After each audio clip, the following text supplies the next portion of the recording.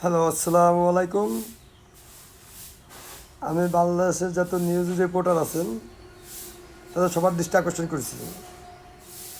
সময়, NTV, RTV, independent, CNN, ABC, CBS, যা যা আছেন তাদের সবার আপনাদের 5টা বড় বড় নিউজ রিপোর্টারের অফিসে আমি গেছিলাম।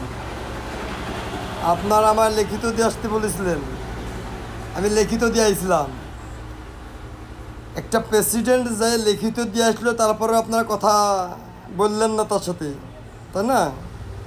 এখন আর্মিকেও ভিডিও পাঠানো হয়েছে, আর্মি কিছু করতে পারতেছে? আমার বাংলাদেশ শেখ হাসিনা, ভোট চোর শেখ হাসিনার ভিডিও পাঠানো হয়েছে যে আপনি ভোট চোর, সে কিছু করতে পারতেছে?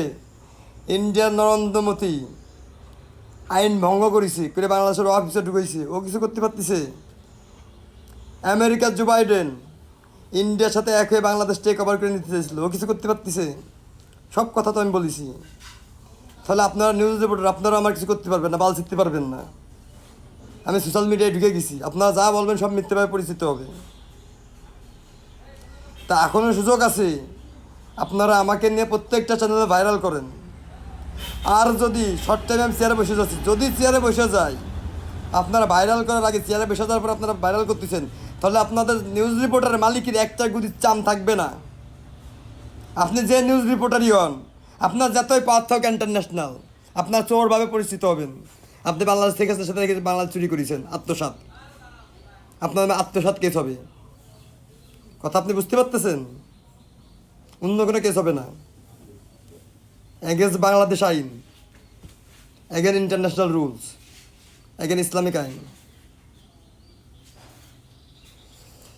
নিউজ রিপোর্টারে আমি আপনাকে আর রিকোয়েস্ট করব না। আপনারা বাংলাদেশ যত নিউজ রিপোর্টার আছেন, ধনচু সেজে ওই জায়গায় দাঁড়াইছেন। আপনাদের বুকে সিনা বড় হওয়ার কথা ছিল, শেখ হাসিনা যা করবে ওগুলো জনগণের তুলে ধরার কথা ছিল। তারপর ধন চুষ্টি চুষ্টি, এই যে এরকম একটা ধন চুষ্টি চুষ্টি আপনাদের মাথার তার বাড়া গেছে সব ছিঁড়ে আপনার নিজেকে শিক্ষিত বলে দাবি করেন।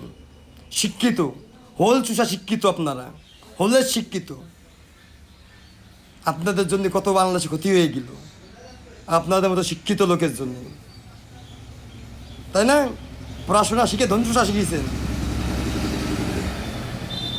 সময় আছে, লাইনে চলে আসে।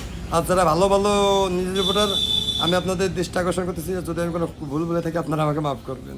এখন দেখেন, এরকম কথা বলা ছাড়া উপায় নাই। আমি দেখেন কতগুলো নিউজ রিপোর্টার কাছে গেছিলাম বলার জন্য, তারা শুনে নাই। তারা শেখ হাসিনার বলে ভয় পায়, জীবন বলে ভয় পায়। জীবন বলে যদি তার ভয় পেয়ে থাকে, তাহলে তার নিউজ রিপোর্টার চাকরি নিয়েছে কেন? নিউজ রিপোর্টারের চাকরি অনেক হার্ড চাকরি। এর চাকরিতে জীবনে রিস্ক নিতে হয়, জীবনে রিস্ক নিতে হয়। আপনি যদি জীবনে রিস্ক নিয়ে ভয় পান, তাহলে এই চাকরি আপনার জন্য না। এই ব্যবসা, নিউজ রিপোর্টার ব্যবসাও আপনার জন্য না। আপনার ওই চ্যানেল বন্ধ করে দিতে হবে। এটা আমার কথা না, এটা ইন্টারন্যাশনাল নিউজ। আপনি দেখেন, বোঝেন, ইন্টারন্যাশনাল নিউজ। এই যে গাজায় ফাইট হচ্ছে, ওখানে যাচ্ছে না জীবনে রিস্ক নিয়ে, ওখানে সত্যিকার নিউজ করে আসতেছে না। আপনাদের মতো বাড়ি বেশি মিথ্যা কথা করছে নাকি তারা? চোরের বাল। ভিতরে একটু একটু একটুখানি যদি আপনাদের ভিতরে থাকতো, বিবেক থাকতো, আপনাদের যদি একটু বিবেক থাকতো, একটু যদি মানুষের উপর মায়া থাকতো, অনুভূতি থাকতো, আপনারা এসব কাজ কীভাবে করতে পারতেন নিউজ রিপোর্টার হয়ে? আবার আপনারা আমার বিরুদ্ধে লাগতে চান। আমার বিরুদ্ধে আপনারা লাগতে পারবেন? আপনাদের কোনো নিউজ রিপোর্টার বাপের ক্ষমতা আছে আমার এগেনস্টে লাগার? আপনাদের চোরের বাল। বাংলাদেশের সম্পত্তি আত্মসাৎ করতে আপনারা ওই যা বইছেন শেখ হাসিনার পক্ষ নিয়ে। শেখ হাসিনা তো আর সিটি নেই, আপনারা কোন জায়গায় যাবেন? আপনাদের গতির বালে একটাও থাকবেন না। আর আপনাদের যেভাবে নিউজ রিপোর্টারের লাইসেন্স নিয়ে নিতে হয় নিউজ চ্যানেলের, ওইটাও আমার জানা আছে। নতুন নতুন এক একটা সংস্থা বাড়ি করে দেবো। আর আপনাদের যদি জোর থেকে আপনারা রেখে দিয়েন, ঠিক আছে? এই যে আমি এই ভিডিওটা করে পাঠালাম সবাই, দেখেন আপনারা।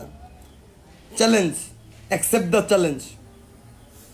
চ্যালেঞ্জ করতেছি, আপনারা যদি সাহস থাকে আপনারা আমার সাথে চ্যালেঞ্জ অ্যাকসেপ্ট করবেন যে আমি যদি পারি আপনাকে নিউজ রিপোর্টারের লাইসেন্স, নিউজ চ্যানেলের লাইসেন্স কেড়ে নেব।